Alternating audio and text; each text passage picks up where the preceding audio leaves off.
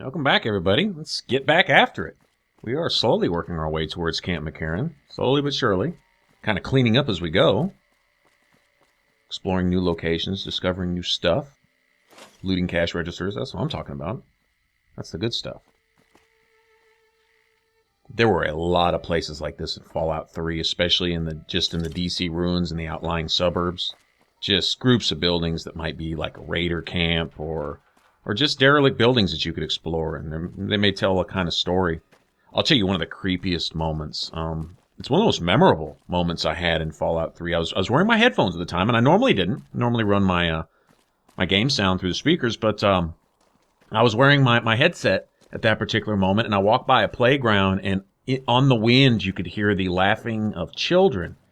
And it shows this derelict playground. Of course, when the bombs fell, of the millions and billions of people that were killed by the bombs, what percentage of that was children? And so you think of the children that are lost in a nuclear war, and it's not that the loss of that much life and destruction of civilization as we know it isn't bad enough, but then when you factor in the faces of children, it just kind of struck home a little bit with that, and I was like, wow, it was actually a moment where I had to stop and just go, wow, and think about it. And I'm sure they put that in there by design, of course, but it was done so well because just very lightly, just under the wind, you could hear the laughter of children as if they were playing at this playground, and that was never to be again. If you do see children in the Fallout universe, they're raggedy, running around, just trying to scrape up something to eat, or they're slaves, or, and all that. Of course, that's our best effort leads to things like that. Things of that nature, but anyway, just that loss of innocence and stuff. It was actually pretty impactful. I'll tell you the truth. It was really, really neat. There's a lot of humor mixed in with serious in Fallout, but that was just straight serious there. That was real.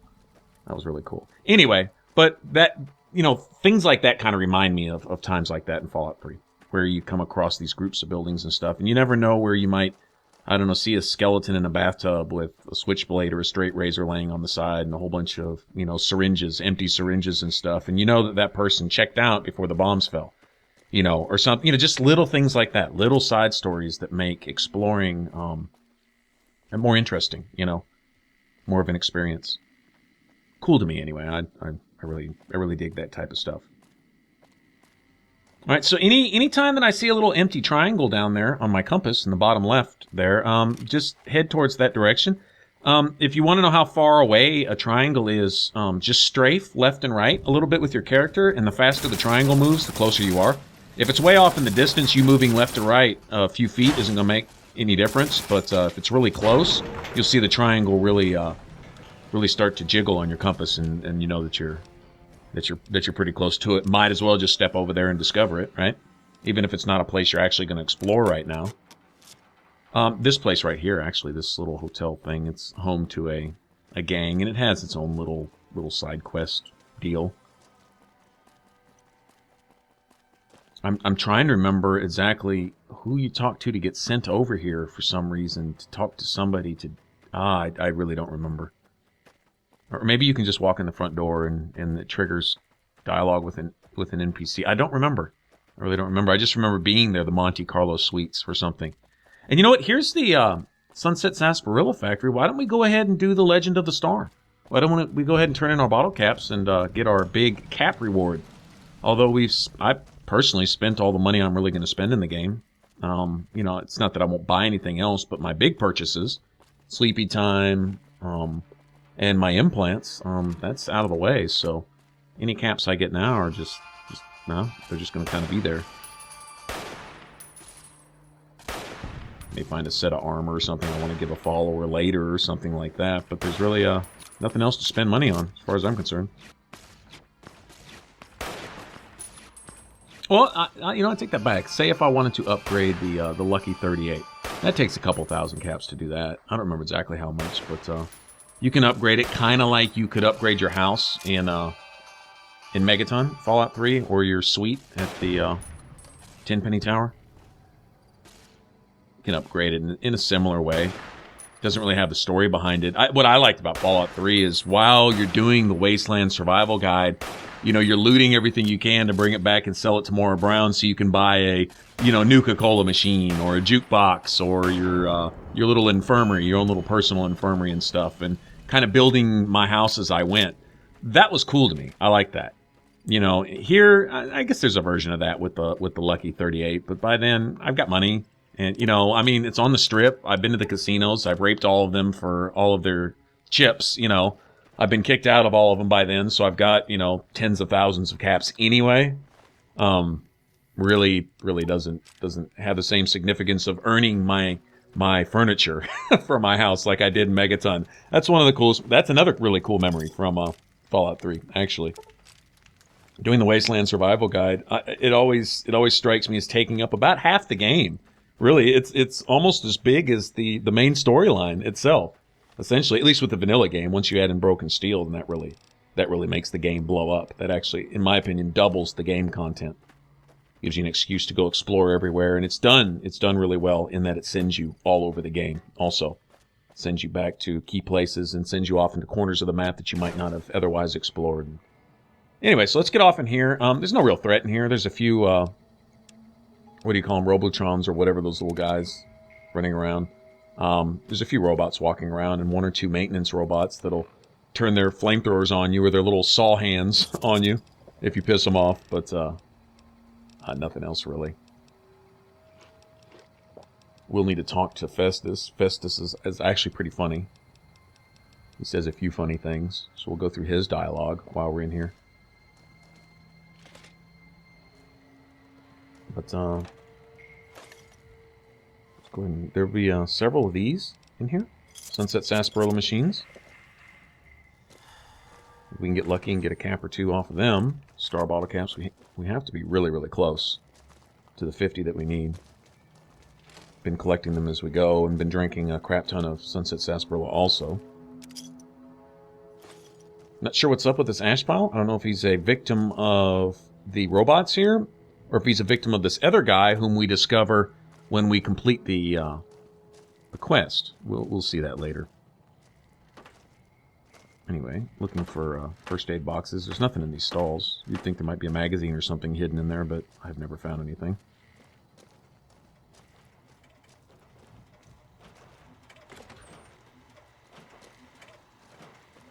Alright, I hear the robots walking around.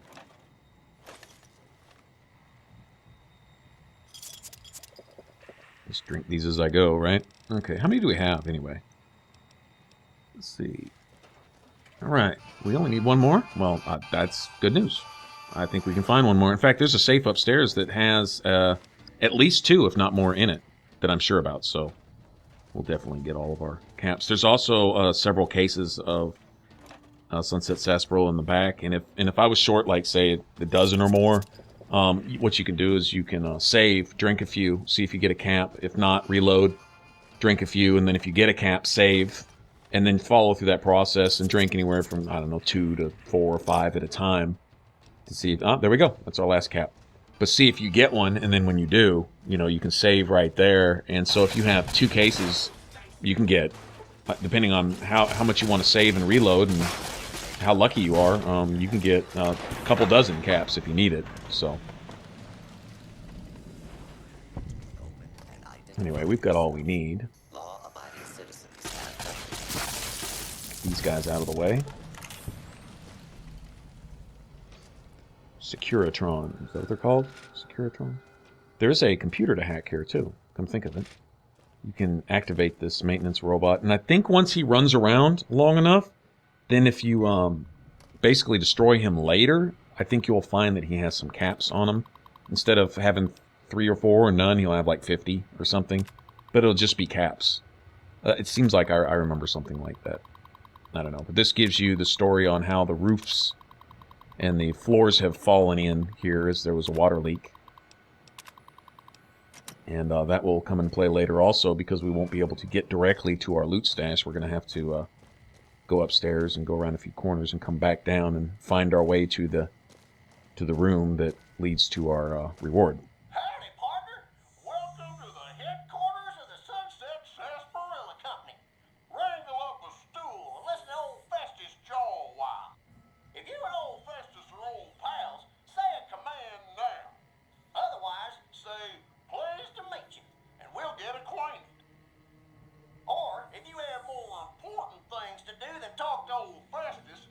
goodbye. Pleased to meet you. Well, let old Festus give you the lay of the land. I'm from Texas, guys. I can do the southern drawl thing. Sarsaparilla stars, dump them into the slot in the barrel below, and I'll count them up. If you don't know what sunset sarsaparilla stars are, and think old Festus is just shooting his mouth off, say star info.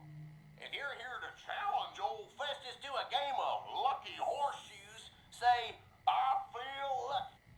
Lastly, if you're here about the health advisory that aired on Channel 6 recently, say silly old advisory. Silly old advisor. I'm sorry. I'm sorry. I didn't quite understand that. Could you repeat that? Tell I'm you. sorry. I didn't quite understand that. Could you repeat it? We can hang with the southern drawl down here in Texas. Texas? Not Texas, it's T-A-Y. K-S-U-S. Texas. Currently being challenged. Sorry. Okay, Read anyway. off the following. Excessive ingestion of sarsaparilla can lead to deleterious effects, including, but not limited to, kidney damage, nausea, digital numbness, anxiety, loss of visual acuity, dizziness, occasional nosebleeds, joint inflammation, tooth decay, sore throat, bronchitis, organ rupture, and halitosis. Note that you'd have to drink a heap of sunset sarsaparilla to match the quantities used in the study. How much, you ask? A lot. He doesn't actually answer the question. Maybe like two sunset sarsaparillas in the same day would do that. Anyway, thanks for stopping by, partner. To be fair, though, that word he used at the first, deleterious, you wouldn't see anyone down south, down here, using deleterious. I'm just saying, just to be fair. In fact, you get a look from anyone in the south. Deleterious, they look at you like, what? Are you? Pardon me? Listen carefully, as old Festus don't like to repeat himself. All right. Select sunset sarsaparilla bottles will have special caps with blue stars on. These caps are known as sunset sarsaparilla stars. Why are these stars there, and what do they mean? Nobody knows, except maybe old Festus. Rustle up enough of them and you can win a prize. So get out there and start drinking sunset sarsaparilla. Howdy, partner. Welcome to the headquarters of the Legend of the Star. Sarsaparilla Company. Wrangle up a stool and listen to old Festus jaw a while. All right. Get past that. All right, so. Woohoo! Woohoo! Hey, partner, bullet for you. Old Festus knew you could do it. I suppose you'll be wanting that prize now. Well, I guess I would. Hold on to your hat, 'cause it's a doozy. Not many people have heard the true story behind sunset sarsaparilla. Well, it's a right honor. And now, without further ado, your prize, the Legend of the Star. Long ago, people didn't have a heap of choices when it came to soft drinks. It was either water or Nuka-Cola.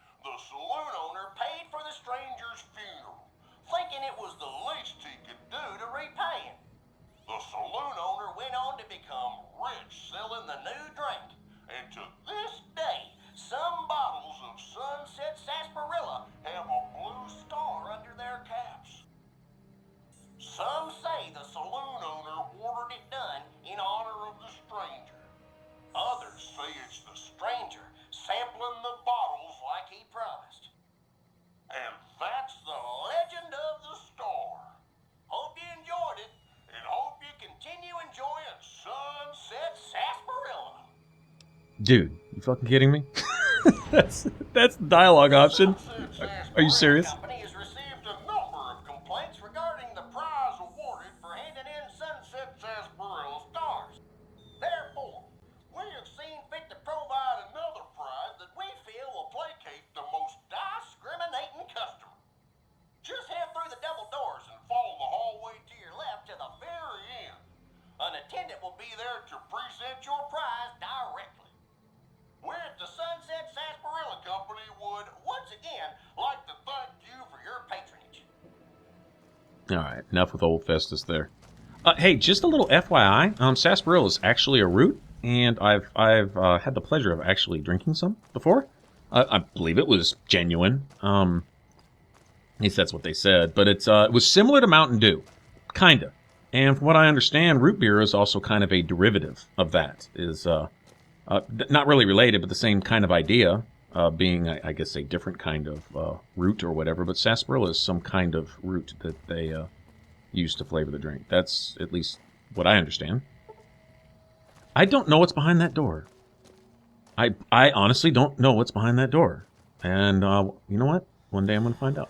In fact, if one of you guys find out, or you know, then would you leave it in the comments below? Just curious. I don't think I can get my lockpick skill up to 100 right here, and I never think to come back when my lockpick skill is high enough to open that door just to see. It's probably some like 15 skill books or something that I've always been missing, or some crap like that. But one of you guys let me know. All right, so there's a bottle cap there that we don't need anymore. Now, if you pick up star bottle caps, it just counts as a regular bottle cap. Once the quest is done, they don't like go into your inventory as a weird cap or anything. They just automatically become a regular bottle cap. Now, all these crates right here will contain 100-something caps. It varies a little bit. I don't believe it's a set number, but it'll always be over 100. Well, no, I'm lying. Yeah, see there? That one was 91. Okay, well, that's the first one I've ever seen. Not 100, but whatever. I'll take it. 91 is better than none. And this guy right here, I'm wondering if that ash pile we found in the bathroom way earlier is this guy's partner or something, and they had a shootout over the prize, and he finally gets to it and I guess gets cornered in here by the robots or something. Maybe just a little backstory there. Don't know. I know you can listen to that hologram and he kind of tells you that he flubbed up, and here he is, and the irony is that he finally got what he was striving for and isn't going to get it anyway. Thus, crime doesn't pay. I think that's the lesson there, or something. I'm slowly creeping my sneak and gun skills up to 70, where I can get the professional perk. I should have it by about the time I'm level 20. My next perk I take would be, I would imagine, either, what is it called, Robotics Expert, or Entomologist. Damage buff against insects and robots, either or. Alright, well, there we go. That is the Legend of the Star. I hope you guys enjoyed it. Enjoyed getting a few laughs with Festus. Want to catch the rest of the Let's Play, hit the top box. Bottom box is all my playlists, and hit that button over my head to subscribe. I'll catch you guys in the next one. Bye-bye.